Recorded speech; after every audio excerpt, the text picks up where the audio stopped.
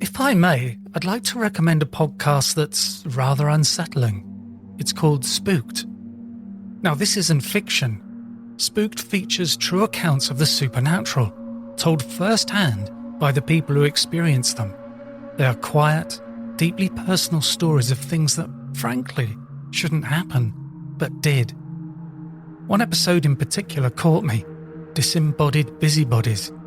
It tells the story of a woman named Catherine who moved into a lovely old house, only to find she's not alone. Jimmy and Joyce, the previous occupants, are still very much present, despite having died. Catherine doesn't feel afraid so much as worn down by ghosts who still think it's their home. It's beautifully told with that creeping sense of unease that sneaks up on you. New episodes arrive each Friday, and you can find Spooked on all major podcast platforms. If you've ever wondered if there's more to this world than meets the eye, give it a listen, but perhaps not just before bed. Welcome to our paranormal afterlife.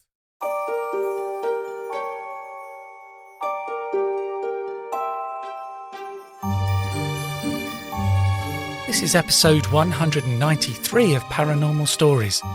This episode I'm reading from Amy Moran's book, Whispers Beyond the Veil, channeled teachings inspired by the spirit world.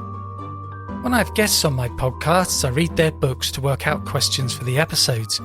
When reading these books, I always find such amazing information that never makes it into the podcast, and here I get a chance to give you a peek into the book. I've put a link to the book in the show notes, and I did seek permission to record this extract, and the author kindly said yes. I'm going to begin by reading from chapter 4, which is titled The Medium Within Us All, Awakening Your Intuitive Wisdom and Healing Presence. Let the messages pass through your heart. Let the presence of spirit speak through your energy, not just your words. If the person leaves feeling more loved, more seen, and more whole, you have done your work. And that's a quote from Spirit World. And this is what Amy has written. There is a kind of mediumship that doesn't require a platform, an audience, or even a label. It doesn't depend on how many spirit communicators you can name or how often you get evidence. It lives, instead, in the quiet moments when love finds a voice through you. Spirit believes that mediumship was not the possession of the few, it is the inheritance of the many. You are all sensitive to spirit, she said. The question is not if you can connect. The question is, will you allow it to change you? Mediumship isn't only about bringing through messages from beyond. It's about being a message in the here and now. It's about letting your presence become a conduit for something higher, something healing, truthful and whole. Mediumship is your birthright. You don't need a stage to serve spirit. For too long, the word medium has carried a sense of exclusivity, something reserved for those with unusual gifts or inherited abilities. But the spirit world shattered that illusion and reminded me that mediumship begins the moment we live in alignment with love. To be a medium, in the truest sense, is to be sensitive to the sacred. When you sit beside someone in grief without trying to fix them, just being there, heart open, you are serving spirit. When you follow an inner nudge to reach out to someone, not knowing why, only to hear, I really needed this, you are acting as a medium. When your energy brings calm, your words bring light, and your eyes soften and communicate non-judgment, you are delivering more than comfort. You are delivering connection. You don't have to be known. You don't have to be right. You only must be present. Resonance over performance. Why some messages heal and others fall flat? The spirit world said, 2 singers can hit the same note, but only one will bring you to tears. There's a vast difference between saying something true and saying something that lands. Between offering facts and offering transformation. One performs, the other becomes the sound. This is the power of resonance. It's what makes a message healing rather than hollow. It's not about clever phrasing or perfect phrasing. It's about truth with energy behind it. Whether you're delivering a formal message or speaking gently to a friend, what matters most is not what you say, but who you are as you say it. Presence is the power. Energy is the language. Resonance is the outcome. Presence over protocol, the heart of healing connection. Many spiritual seekers get caught up in the mechanics, opening their clairs, reading symbols, mastering delivery. And while these tools are valuable, they are not the essence. You are not the microphone, Spirit said. You are the music. Technique may impress, but presence heals. Healing does not flow from polished performance. It flows from grounded hearts, from those who have learned to sit in their own silence long enough to hear what others cannot yet receive. True connection cannot be forced through form. It must be offered through feeling. The power of feeling, clairsentience as a gateway to truth.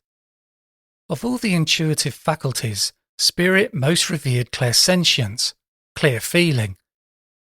Because when you feel with someone, not just for them, something changes. A bridge forms. A softness enters the room. Your presence becomes medicine. Feeling is not weakness, it is a gift. Spirit doesn't always speak in words. It moves through sensation, atmosphere, impression. When you allow yourself to feel deeply, without analysing, without resisting, you become a sacred vessel, a carrier of comfort, a mirror for what is most divine. You are the instrument. Your intuitive gifts don't live out there, they live within you. Your body is the channel. Your energy field is the canvas. Your awareness is the tuning fork. When you are attuned, you create resonance.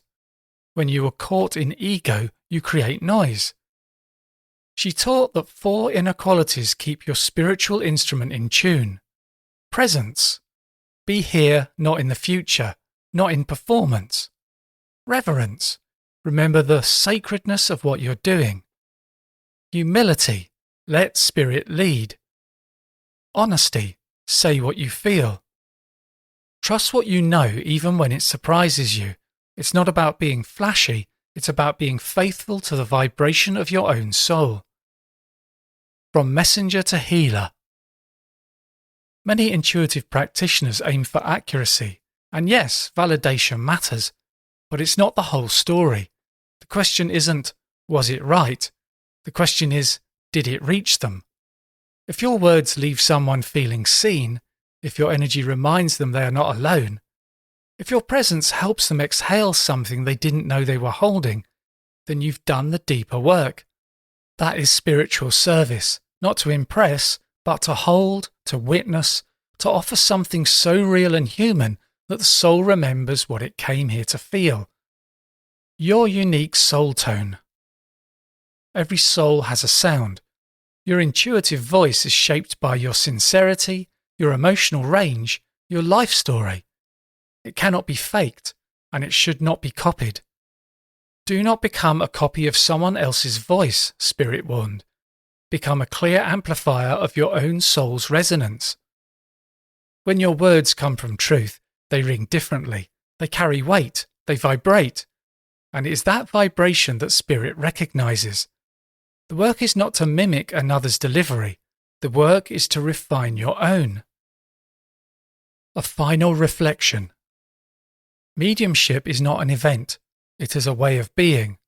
It's not about the words you say, it's about the energy you carry. It's not about visibility, it's about vibration. Every day, Spirit asks the same quiet question, can I move through you today? And your answer doesn't have to be grand, it doesn't have to be formal, it just has to be true.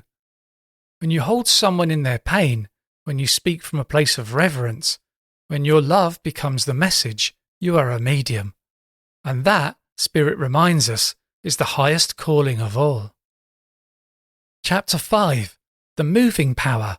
Listening through flow, creativity, and presence. Spirit World said, the sacred is not a place, it is a presence. It moves through you when you create, when you serve, when you allow yourself to be part of something greater.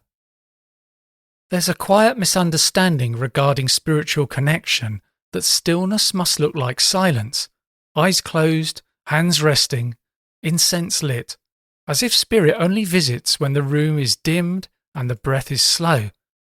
But spirit, always the truth teller, gently guided me away from that illusion. You can be in the kitchen washing dishes and still be in the power, she said. Spirit isn't waiting for you to be still, it's waiting for you to be attuned. Stillness, in her view, isn't the absence of movement, it is the presence of receptivity. You could be dancing, gardening, folding laundry, and if your heart is open, spirit can walk right in and sit beside you. And so we learn to listen differently, not just with ears in silence, but with a body moving through life, fully present, fully available. Today I was reading from Amy Marone's book, Whispers Beyond the Veil, channeled teachings inspired by the spirit world. If you want to buy the book, there is info and a link in the show notes.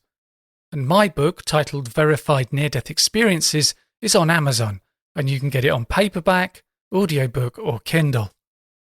A great way to support the podcast is to sign up to Patreon. Just go to patreon.com/Our Paranormal Afterlife, or click on the Patreon button on my homepage, pastliveshypnosis.co.uk.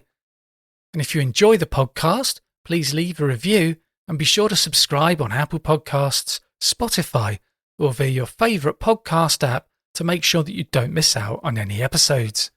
And thanks for listening.